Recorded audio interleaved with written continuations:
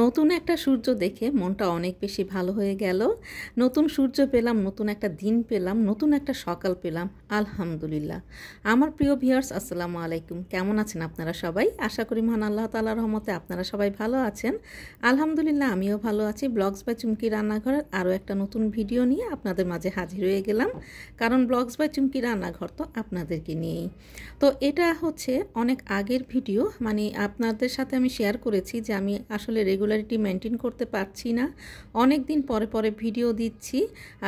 আর এগুলো হচ্ছে আমার ছেলের পরীক্ষার পরে পরে ভিডিও। পরীক্ষা শেষ হয়ে অলরেডি রেজাল্ট দেওয়ার সময় হয়ে গিয়েছে, কিন্তু আগের ভিডিওগুলো আপনাদের সাথে আর শেয়ার করা হয়নি।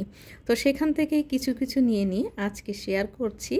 তো এই যে ছাদে চলে এসেছি, আর ছাদে আসার পরে আসলে এতদিন সেই সুযোগটাও পাওয়া হয়নি, কারণ সকালবেলায় উঠেই দৌড়াদৌড়ি ছিল, ছেলেকে নিয়ে বের হতে হয়েছে। তারপরে দেখা যায় যে নানান ধরনের একটা ঘরে যে কাজ থাকে সেগুলো তো সব কমপ্লিট করে বের হতে হয়েছে। আর এই যে সকালে ছাদে উঠলাম, আমার মনটা যেন ভীষণ ভালো হয়ে গেল। আর খালা এখনও আসেনি, এই জন্য একটু ঘোরাঘুরি করে নিচ্ছি। আর এই যে রক্তকরবী আপনাদের সাথে একটু শেয়ার করে নিলাম।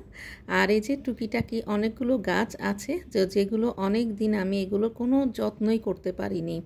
আর দেখেন গাছগুলোর অবস্থা, তো দেখে মনটা অনেকটাই খারাপ হয়ে গেল, কিন্তু কিছু করার নাই, কারণ আমি গাছগুলোকে যত্নই করতে পারিনি। আর এই যে দেখেন আমার যে গাছের অবস্থা, তো এগুলোর জন্য এখন অনেকটাই সময়ের দরকার। তো কিন্তু সেই সময়টা আসলে এখনও হয়ে উঠছে না।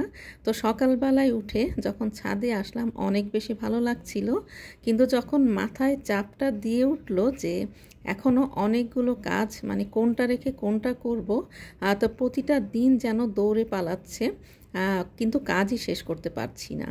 তো খালা এখনও আসেনি, সবগুলো মানে আস্তে আস্তে গুছিয়ে টুছিয়ে রাখছি। তো সবসময় তো আমরা আসলে গোছানো রান্নাঘর, গোছানো ঘরই আপনাদের সাথে শেয়ার করি।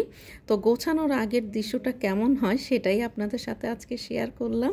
তো আজকে খালাকে নিয়ে চলে এসেছি। খালা আসার পরে তো বললাম যে খালা চলো আগে যে পাপোশগুলো ছিল সেগুলো ক্লিন করে নাও আজকে, কারণ প্রতি সপ্তাহে অথবা মাসে 2 বার যদি পাপোশগুলো ক্লিন করা না হয় তাহলে কিন্তু এগুলোর উপরে একটা ময়লা পড়েই যায়, আর একদমই ভালো লাগে না। যেটা আপনি পরিষ্কারের জন্য ঘরে রাখবেন সেই জিনিসটাই যদি অপরিষ্কার হয় তাহলে তো আর এটা ঘরে রাখার চেয়ে না রাখাই ভালো, তাই না?